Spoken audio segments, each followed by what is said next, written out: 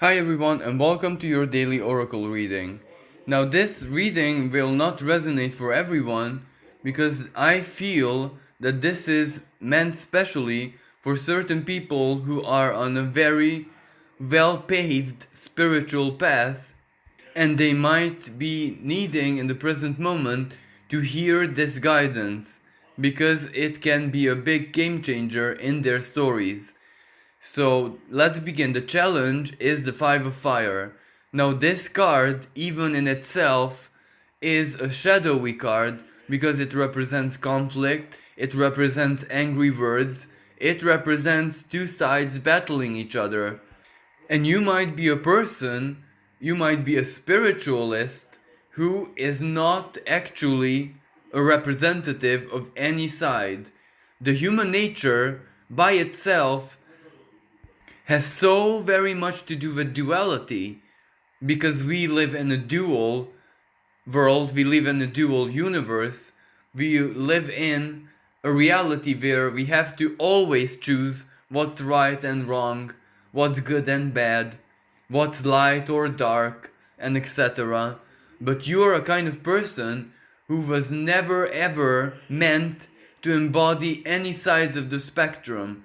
Yes, absolutely, you were someone who experienced it, someone who went through it, someone who obtained knowledge from both sides of the spectrum, from every single perspective. So we are not just talking about light, the battle, eternal battle of light and dark here, but we're also talking about the highest possible spiritual experiences and the most material, most non spiritual type of earthly existences.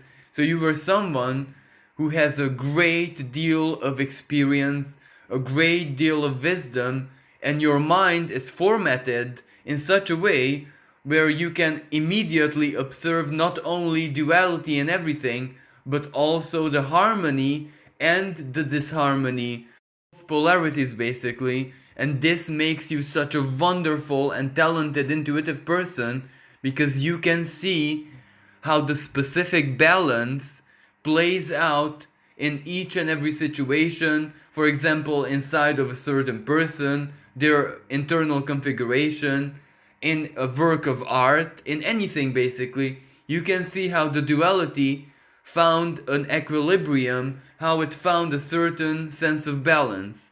While as a being, all of this serves your greatest good, so to speak, because it is a valuable source of wisdom. It makes your mind function at a very elevated, very Uranian type of way. And this makes you extremely intelligent, extremely smart, extremely tactical. You might be an advisor to many people because you can do what no one else can do, really. You can see the most unique perspectives which are totally invisible and covered under a deep veil of mystery to other people. And in the modern day and age, what you can do, this unique perspective of everything, is definitely a major and massive help in anything and in any situation, because what you possess knowledge over means that you already have the power to deconstruct it and reconstruct it. Now, spiritually, should be the same way where you have knowledge over something gives you power, but this is where the spiritual community in the world of this present era, and I think this was always like this ever since the Renaissance period, where one might be required implicitly, very indirectly, or better said, manipulated into choosing sides, where you want to choose dark or light, good or bad, fire or water, air or earth. It doesn't matter. We are manipulated, forced, and pushed from behind to make choices and to embody one side of the spectrum, while for some people this is absolutely necessary because this is in their nature. They have to represent one singularity, but for you, this is absolutely not the case because whenever you fall victim to this big spiritual manipulation, which is not due to one single person doing this and that, neither due to the internet, to anything. This is the collective spiritual reality that has been built over tens of thousands of years, where there only exist two sides and those sides are always in battle with each other. So this creates a very powerful tendency to force all of us to make a choice or a decision to where we stand at certain given points in our lives. But you cannot actually make this decision, because whenever you do this, you end up getting hurt, you end up getting disillusioned, you end up having your idealism, naivety, in a very positive sense in this case, because naivety is an innocence, so to speak. So all of this is being shattered whenever you choose a side, and it leaves with spiritual traumas, pain, mistrust, unable to connect to other spiritualists, not being able to receive another one of your kind, basically, because that's what I'm saying here, with an open heart, because you see their choice in them. You immediately see what they have chosen, and if their choices are at an extreme of the spectrum, well, that person cannot be respected by you ever, because you're someone who embodies unity. The number 5 of this card, the 5 of fire, represents that even though the two sides battle each other, there has to be an external, an outside element which sometimes unites the battle and makes this eternal conflict, basically creates something that embodies in perfect harmony both of the energies, both of the charge, both of the polarities. And you are someone who always, in all of their lives, even past lives, stood from a position where the two sides meet and exist in perfect harmony. Now, some might laugh at this, some might think that this is impossible, that this is like a big hypocrisy, even profane, even sacrilege, but you are a living proof that that is extremely possible, and that the universe isn't something which actually desires to stand from a place of polarity. It always seeks to harmonize itself. But what it desires many times is totally different from what it needs, because conflict is the key to evolution. That is totally, without a shadow of a doubt, that is how it works in nature, that is how it works in cosmology, that is how it works with quantum physics. So duality has to exist for evolution, and the dual sides have to meet at some point, but it always doesn't destroy.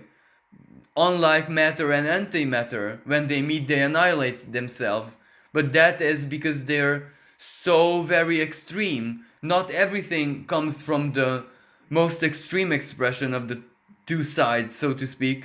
Some elements come from the meeting point of the two, and those will definitely not annihilate each other, because being so close to each other, even if it's a battle, they know themselves that much more, and knowing themselves is knowing the other. So they actually are not always fighting, sometimes they cooperate in perfect harmony and balance.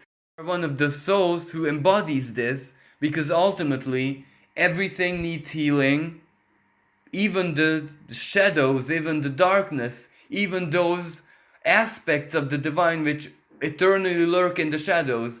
They need healing, they need compassion, they need love as well, while at the same time even the most elevated beings full of light and love need measure sometimes. They themselves need to be reminded that there is always limit, and healthy faith and compassion has to regard those limits and not ignore them.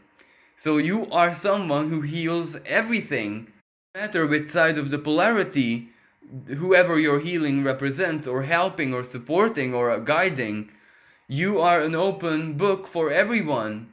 regardless of their choices, regardless of their polarity, as long as it's not extreme, because it is extreme that you dislike.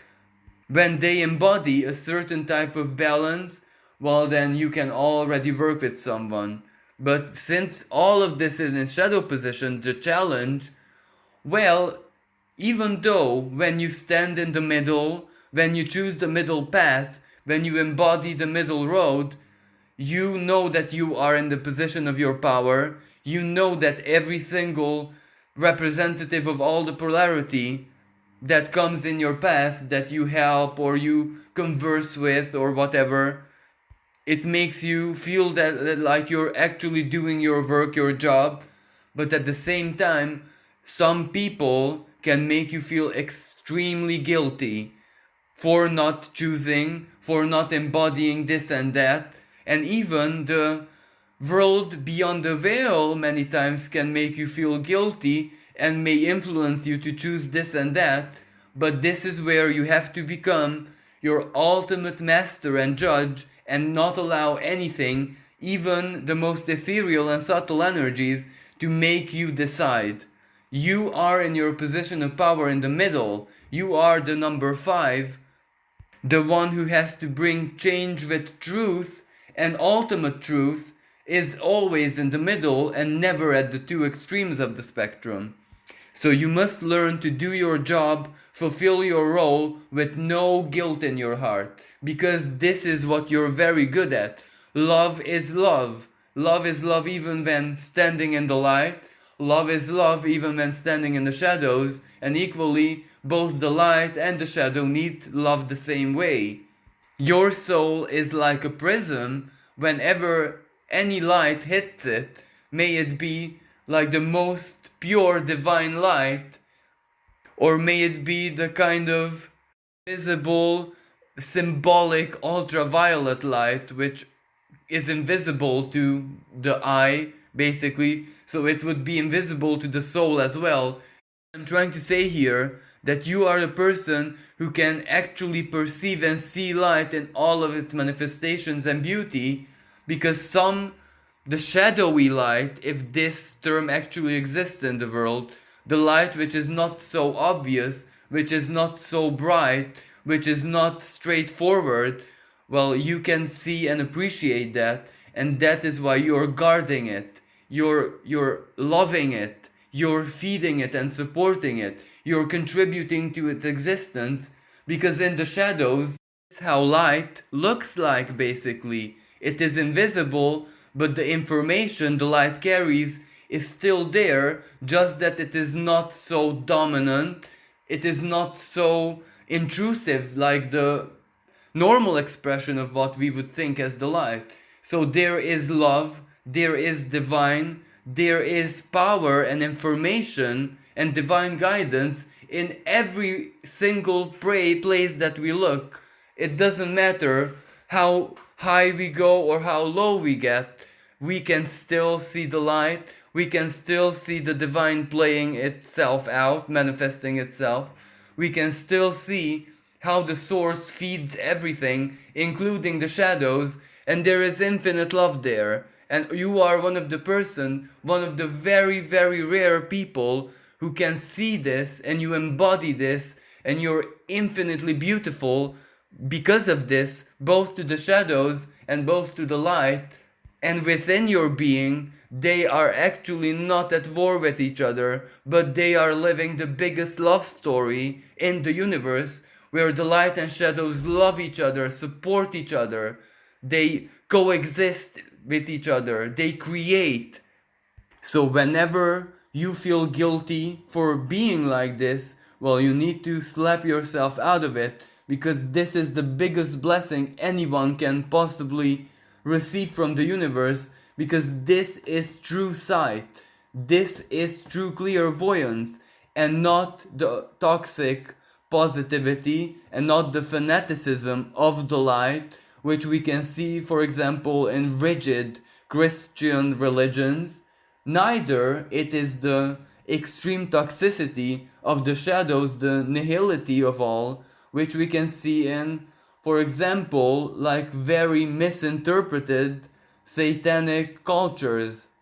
Whenever something is balanced, well, it earned its right to exist in the universe, and we need to feed it, appreciate it, nourish it, and not bombard it with, extremes. Not want to turn it into pure light, neither want to cover it with shadows. We have to honor for what it is, for its certain unique balance.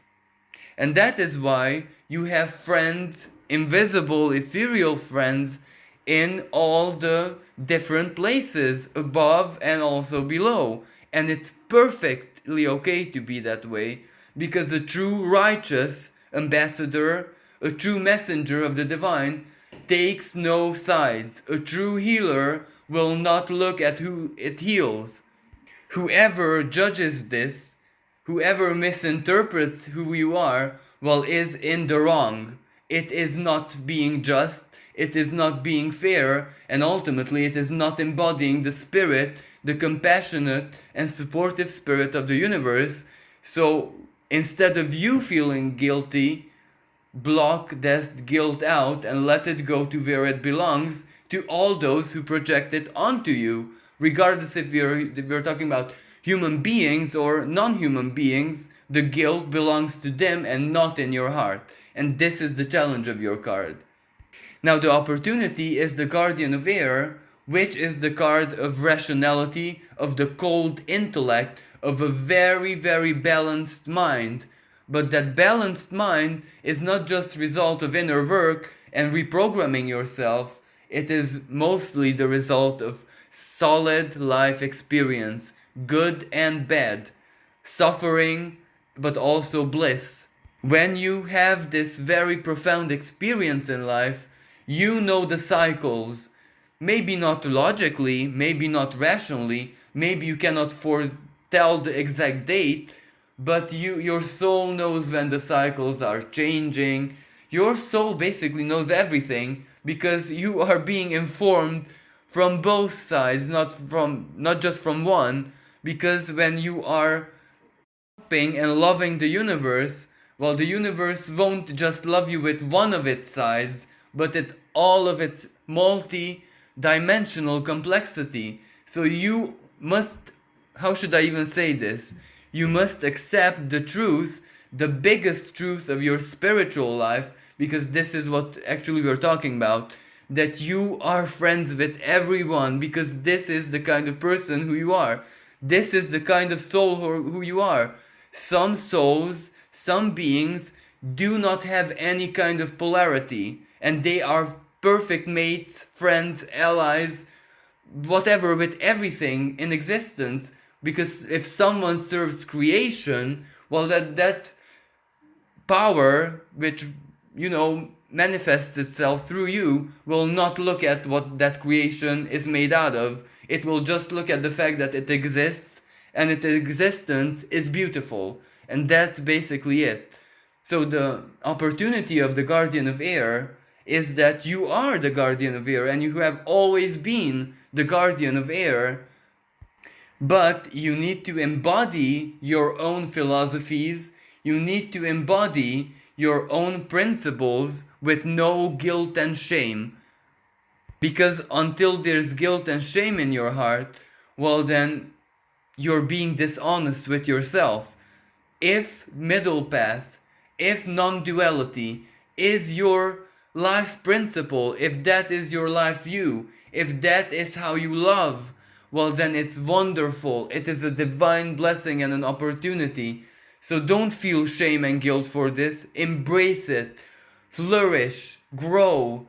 Expand. Be who you are. Because when you protect the sanctity that you represent in the world, the universe is going to protect you even more.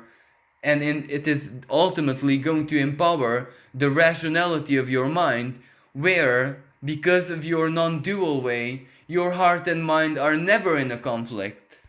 When they're in their natural state, your heart and mind are best friends with each other, because this is the balance that you learn to achieve in this life. Only when there's external factors, other people influencing you, the internet, big religious texts, or big tomes of magic, grimoires, or whatever spiritual literature you're reading, that is what is influencing you, and you need to filter everything. You need to filter out the duality. You need to filter out the fanaticism, because another person's fanaticism is pure toxin to you. It is like poison for your mind and soul.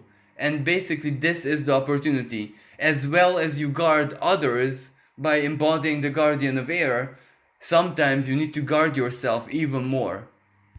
Now, the resolution is one of the most beautiful cards, the Two of Air, because it represents peace. It represents duality existing in perfect silence and serenity, and that state of bliss inside of you. When your mind and when your soul is not affected by the duality, because you embody its harmony, well, then everything as above and below becomes literal for you, and that means that you're always going to be living a life of peace as long as you learn how to block out everything that might interfere with your peace. And shame and guilt are one of those things that you have to eliminate. If anything, shame and guilt are the most extreme punitive powers of the light, while feeling the futileness of this and that is the extreme expression, the self-defeating expression of the shadows. And when these polarities are removed, well, then what is the biggest blessing of a person with your psychological configuration, with your spiritual archetype? Well, it is being able authentically to always experience a state of bliss, a permanent state of bliss. Now, this gift, this miracle, is only bestowed upon the most enlightened people because they have worked for it. But you being in the middle and embodying the harmony of dualities, that is also a kind of work which has to be rewarded. So this state of serenity, this ultimate lightheartedness and not taking anything that seriously, is the biggest blessing that the universe could have bestowed upon anyone.